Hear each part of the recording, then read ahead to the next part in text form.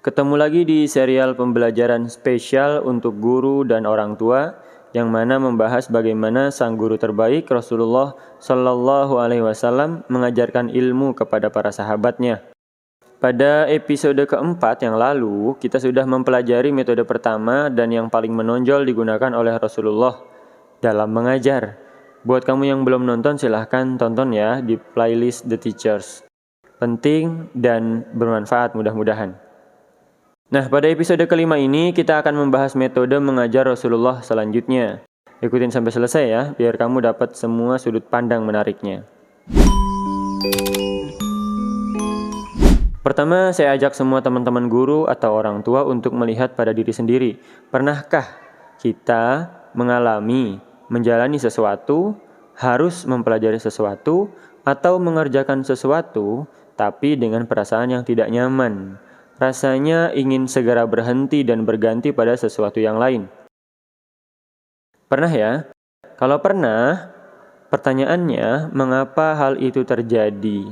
Mengapa perasaan itu kamu rasakan?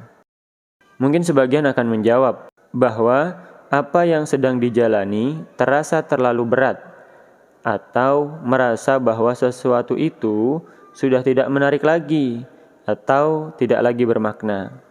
Dan masih banyak alasan-alasan lainnya tentunya. Dan itulah perasaan bosan. Makanya kita ingin segera berhenti dan berganti ke pekerjaan lainnya atau yang selanjutnya.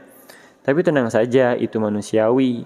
Apalagi di zaman yang sebentar-sebentar bawaannya mau healing.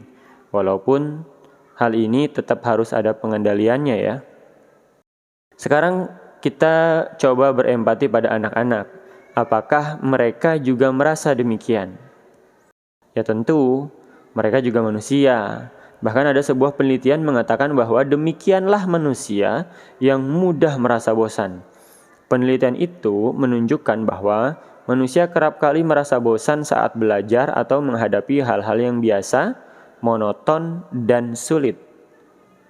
Lalu, kalau kita saja merasa tidak nyaman dengan rasa bosan ketika menjalani sesuatu, sudahkah para guru atau orang tua memberikan pengajaran yang menarik, bermakna, dan memudahkan bagi anak-anak, sehingga anak-anak merasa nyaman dan tidak bosan dalam melaksanakannya?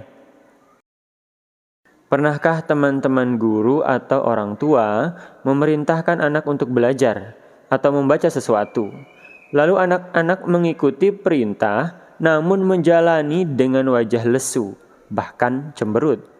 Nah, belajar yang diwarnai dengan perasaan demikian, bosan dan tidak nyaman itu, tentu akan sulit menghasilkan hasil belajar atau pencapaian yang diharapkan. Lalu, sebagian guru dan orang tua menyampaikan berbagai usahanya agar menjadikan pengajaran yang diberikan kepada anak-anak menjadi sangat menarik, dan alhamdulillah berhasil. Anak-anak sangat antusias menjalaninya. Ada yang menyediakan bacaan berwarna, atau mengadakan cemilan ringan yang disukai anak-anak, atau menghias kelas menjadi lebih indah, dan masih banyak lagi. Namun ada keluhan selanjutnya. Sayangnya, ketertarikan itu dan antusiasme mereka hanya berlangsung sebentar saja di awal saja. Setelah beberapa masa, anak-anak kembali mulai menjauhi belajar. Contoh. Nah, di sini saya mau mengajak kepada teman-teman guru semua dan para orang tua belajar bagaimana Rasulullah berusaha menangani persoalan ini, menjaga semangat murid-muridnya, para sahabat, agar selalu bersemangat dalam mempelajari ilmu dari beliau, dan juga agar proses belajar menghasilkan yang terbaik yang diharapkan. Ada dua metode Rasulullah yang akan kita pelajari bersama pada video ini. Dan yang pertama adalah mengajarkan ilmu secara bertahap. Selain menjadi metode mengajar yang diterapkan oleh Rasulullah, sebenarnya ini juga adalah metode Qur'ani, di mana Allah mewahyukan setiap ayat-ayatnya secara berangsur-angsur, dan tidak hanya asal, sedikit demi sedikit, tapi yang sedikit demi sedikit itu memiliki urutan atau tahapan. Kita bisa memperhatikan ini dari urutan turunnya setiap ayat dalam Quran. Silahkan untuk hal ini bisa dipelajari lebih lanjut sendiri ya. Rasulullah selalu memperhatikan tahapan dalam pengajaran beliau. Beliau mendahulukan perkara yang paling dasar dan penting. Kemudian ke tingkatan selanjutnya, beliau mengajarkan sedikit demi sedikit dan berangsur-angsur agar lebih mudah diterima dan lebih kokoh mengakar dalam hati, baik untuk dihafal ataupun difahami. Untuk lebih jelasnya, paling enak dan mudah memang kita harus memperhatikan contoh langsung dari beliau dari berbagai riwayat yang ada. Yang pertama, hadis dari Jundab bin Abdullah radhiyallahu anhu, dia berkata, "Dulu saat kami masih muda-muda, kami belajar dari Nabi tentang keimanan sebelum belajar tentang Quran. Kemudian kami belajar tentang Quran, sehingga dengan belajar Quran yang kami lakukan itu, bertambahlah iman kami." Dari contoh barusan, dalam mengajar dengan berangsur-angsur dan bertahap itu, kita harus memperhatikan bahwa ilmu itu memiliki hubungan yang berkelanjutan. Jangan sampai mengajarnya sudah berangsur, namun tidak dengan tahapan yang benar, sehingga akan ada keberatan pemahaman pada anak-anak karena ada ilmu pendahuluan yang diloncati. Sebagaimana Rasul yang diajarkan itu keimanan dulu.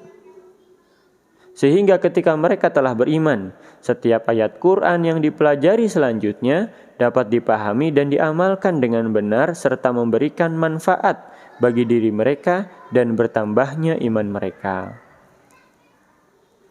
Contoh kedua, ketika Rasulullah mengutus Muaz bin Jabal ke Yaman, beliau berpesan, "Engkau akan mendatangi penduduk dari kalangan ahli kitab.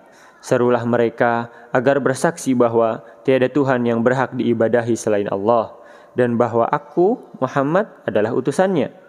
Jika mereka telah menaatimu atas hal itu, maka beritahu mereka bahwa Allah telah mewajibkan atas mereka zakat yang diambil dari orang-orang kaya di antara mereka, lalu dibagikan kepada orang-orang fakir di antara mereka.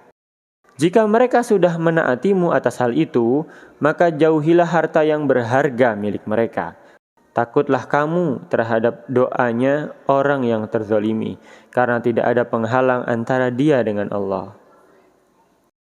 Metode ini selain diterapkan oleh Rasul sendiri, senantiasa beliau wariskan dan pesankan kepada penerusnya agar ilmu kebenaran dan kebaikan ini juga disampaikan dengan benar dan baik sesuai contoh beliau. Bayangkan saja ketika seorang muslim yang masih lemah imannya, belum mengenal lebih jauh tentang Allah dan agamanya, lalu beliau diperintahkan atau dibebankan dengan berbagai tugas agama. Bisa jadi hatinya merasa berat untuk menerima ilmu itu. Karena ilmu yang lebih berat itu datang mendahului sesuatu yang harusnya dipelajari lebih dulu. Contoh ketiga, dari Ibnu Mas'ud, dia berkata, "Setiap orang di antara kami, jika mempelajari 10 ayat Quran, dia tidak akan menambah ayat lainnya sebelum mengetahui makna-makna yang terkandung di dalamnya dan beramal dengan 10 ayat Quran itu."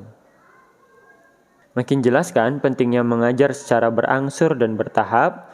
Bahkan menghafal Quran saja tidak boleh langsung dengan jumlah yang sangat banyak dan tidak diragukan.